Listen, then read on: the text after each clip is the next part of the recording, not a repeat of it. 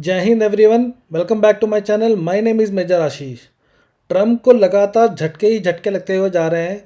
अभी नया झटका जो लगा है, उनके जो सुप्रीम कोर्ट है उन्होंने ट्रम्प के जो टैरिफ लगाने वाली सीरीज़ थी उसको इलीगल करार दे दिया है।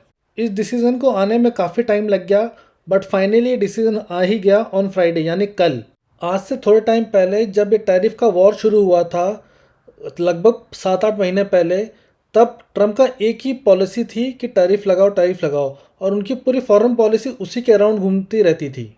ट्रम्प ने जो ये टैरिफ लगाए थे पूरे दुनिया भर में, ये बेसिकली लगाया था एक एक्ट के अंदर जिसका नाम था international emergency economic power act.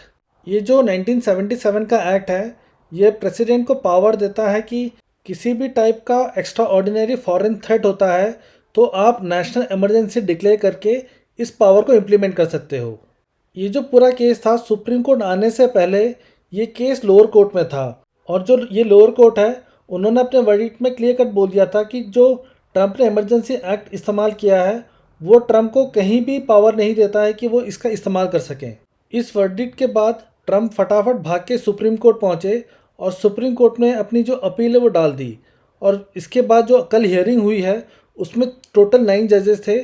6 ने ये माना कि जो ट्रम्प ने इमरजेंसी पावर लगाया था ऑन टैरिफ वो इलीगल है, और 3 ने कहा नहीं ये लीगल है। और जो 6 जजेस ने इलीगल कहा, उसका मेजर रीज़न जो इन्होंने कहा था कि ये कोई लॉ नहीं है, क्योंकि इस पावर के अंडर आपको कोई एक पर्टिकुलर या थोड़े से प्रोडक्ट के ऊपर ही आप टैरिफ लगा सकते हो, ना कि कोई स्वीपिंग टैरिफ इम्प्लीमेंट कर सकते हो। स्वीपिंग टैरिफ का मतलब होता है कि एंटायरली सारे प्रोडक्ट्स के ऊपर, सारी कंपनी के ऊपर टैरिफ लगा दो। और साथ ही सुप्रीम कोर्ट ने ये कहा कि अगर आपको ऐसा कुछ करना भी था तो आपको लॉ लेके आना चाहिए था यूएस के कांग्रेस से। यूएस से कांग्रेस मतलब जैसे इंडिया का पार्लियामेंट होता है तो वहाँ पर यूएस से कांग्रेस कहा जाता है। एक लोकसभा और राज्यसभा जैसा होता है तो वहाँ पर हाउस ऑफ रिप्रेजेंटेटिव और सेनेट कहा जाता है। जैसा कि इंडिया में भी होता है कि अगर कोई भी नया लॉ लाना होता है तो उसको लोकसभा और राज्यसभा से पास कराना बहुत ज़रूरी होता है। तो सेम टाइप में अगर यूएसए में भी कोई लॉ लाना है तो यूएसए के कांग्रेस से पास होना बहुत ज़्यादा ज़रूरी है। और यहाँ पर उनकी सुप्रीम कोर्ट का भी यही कहना था कि अगर आपको ऐसा कुछ करना था तो आपको ये लॉ लेके आना चाहिए था, लॉ पास करवाना चाहिए था। और ट्रम्प ने जो पूरा टैरिफ वाला खेल खेला है उसमें ऑलमोस्ट $130 बिलियन अभी तक कमा चुके हैं। अभी यूएस के सुप्रीम कोर्ट ने ये क्लियर नहीं किया है कि क्या वो पैसे वापस उन कंट्रीज़ के पास जाएंगे या ये अपने पास रखेंगे, उसका अभी तक कोई डिस्पोजल नहीं दिया है।